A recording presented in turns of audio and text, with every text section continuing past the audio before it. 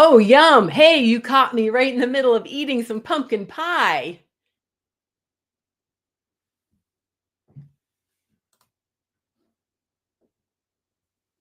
Today, we're going to talk a little bit about pumpkins, gourds, and squashes because this is the time of year to be eating these. And as you know, I'm a nature sketcher, and everything in the world, whether it's domesticated or wild, was originally wild. So, we're talking about pumpkins. And yeah, pumpkin pie is my favorite type of pie, and I love to have it with pumpkin ice cream. So, what's this have to do with anything? Well, today earlier, I was online teaching people how to sketch these decorative gourds. So I just thought I'd come on here and share some information about these because, again, it's pumpkin season ever since the beginning of the Halloween holiday all the way through Thanksgiving and Christmas. This is the harvest season in most parts of the North America and Europe. And so this is when we're harvesting things like members of the pumpkin pie family. So I just wanted to share with you some fun facts. And so here's a nice big picture. This is what we're talking about today. This family. So pumpkins belong to the same family that's included with like these decorative gourds that I was sketching today. This family is called the Cucurbitaceae. And as its name suggests, it also includes cucumbers, watermelon, even those, what do you call them, the bottle gourds or calabashes from Africa that you may have seen made into birdhouses. It also includes lots of other things. It's a huge family with 800 species. And most of them are in the tropics or semi-tropics, but we do have a few species that are native here, including this group. And of course, including pumpkins. So pumpkin pie was first you discovered, well, pumpkins that is, was first grown over 10,000 years ago. Actually, archaeologists discovered in the 1960s some archaeological sites in Mesoamerica, particularly around Oaxaca, Mexico, and they discovered pumpkin seeds.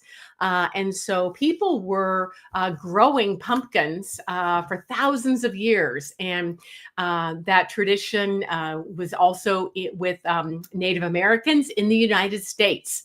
And in fact, pumpkin was one of the three crops they called the Three Sisters. These were crops that they grew together, including pumpkin and corn and beans, which were very nutritious when eaten together.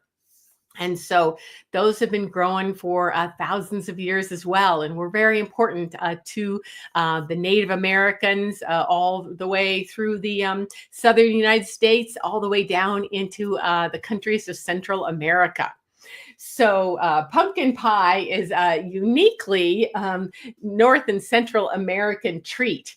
Now, the very first settlers that came over from Europe discovered pumpkin because, of course, it was being grown and used by the Native Americans that they met on the East Coast of the United States, or what would eventually become the United States. And this was one of the earliest crops. It was brought back to Europe and also made into different kinds of pies, both savory and sweet. And so, of course, it was also eaten by the Pilgrims and in the first Thanksgiving.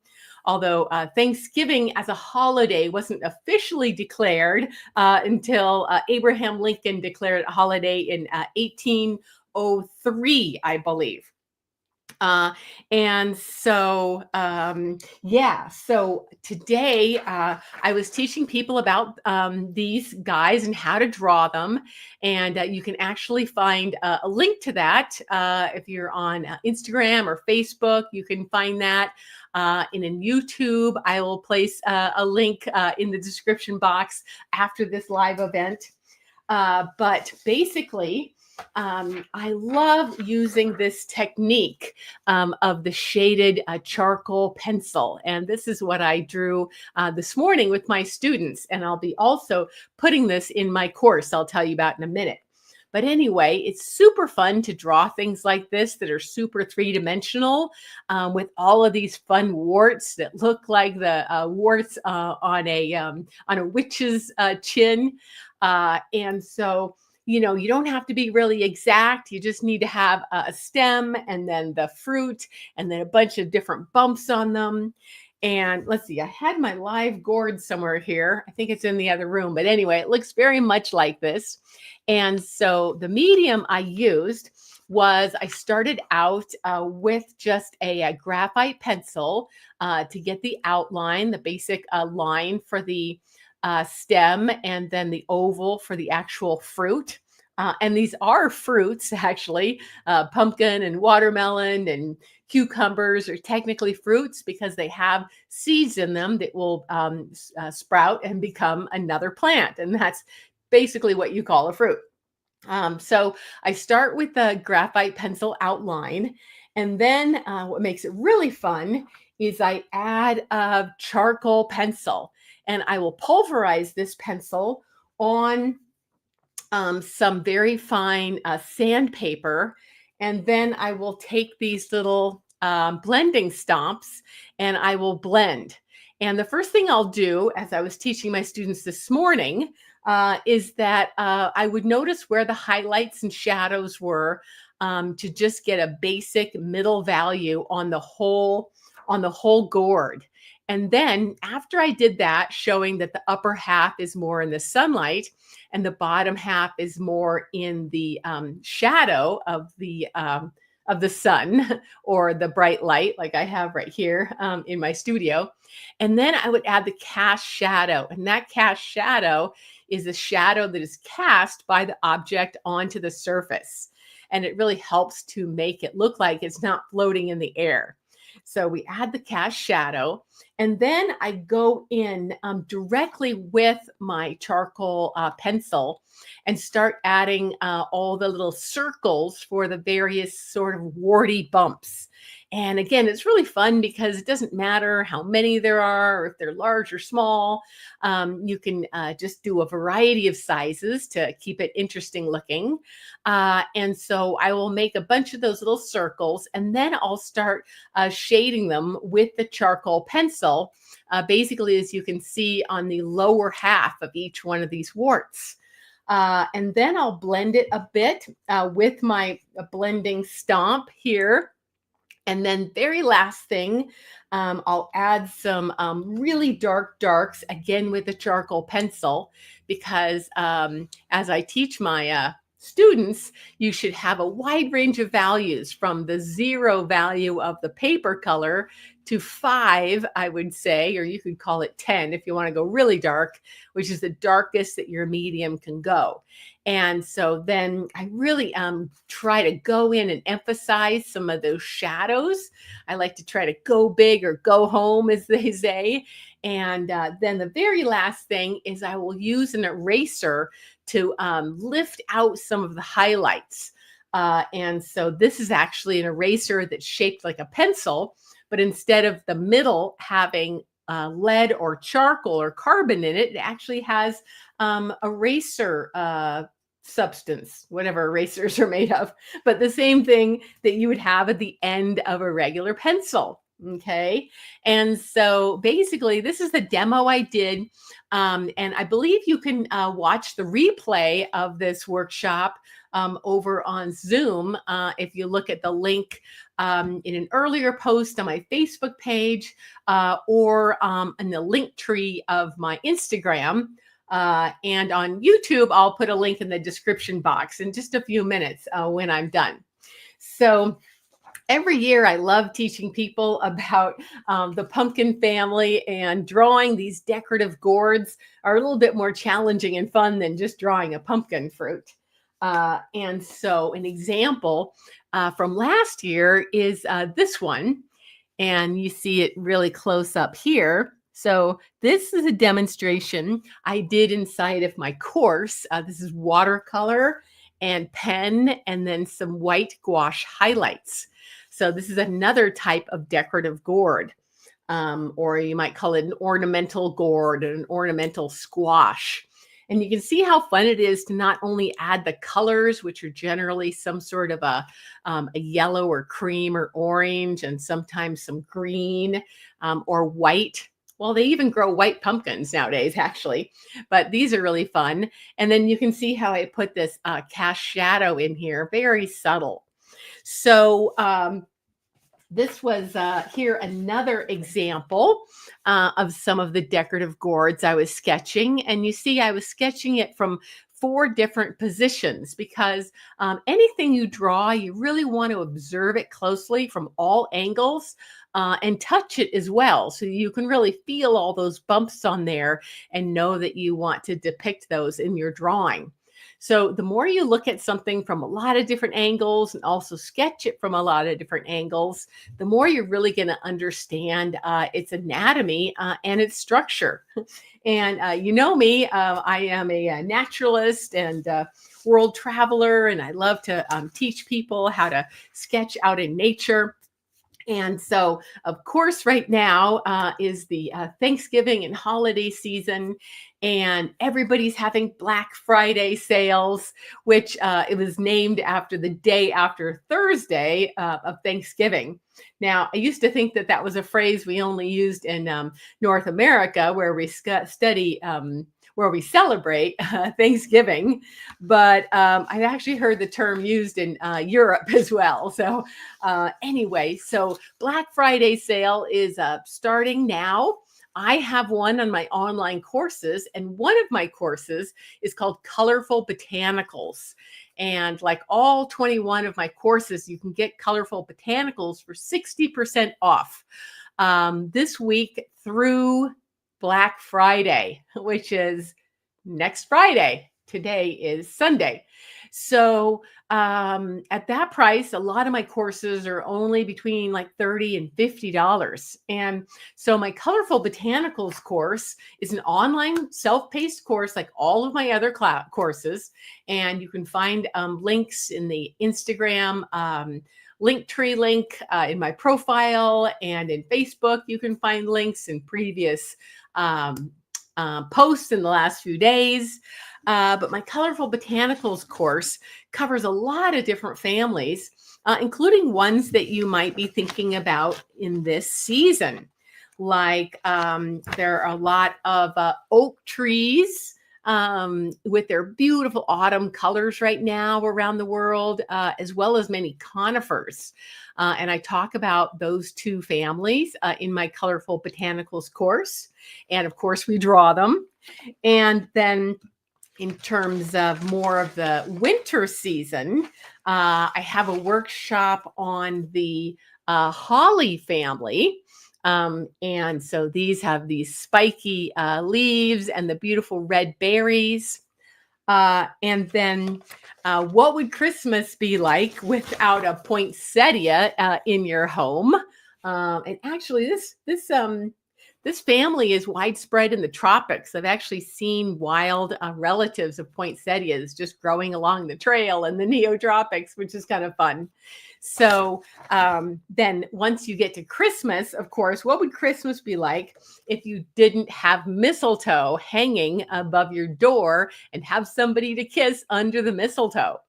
So those are just a few examples of some of the plant families that I cover in my Colorful Botanicals course. So anyway, again, it's Black Friday sale for this whole week until next Thursday. There are links above and below, depending on what platform you're watching this on.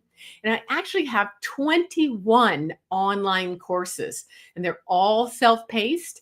Many of them were based on live workshops that I taught throughout the pandemic years and up till the current years. And each course focuses on a different type of plant or animal. So I have a course on insects and invertebrates. I have a course on fishes. I have a course on mammals. That's a pretty big course. I have a course on reptiles and amphibians, and 3 courses on birds. And I also have courses on nature sketching and journaling and watercoloring. And then one of my latest courses is my course on travel.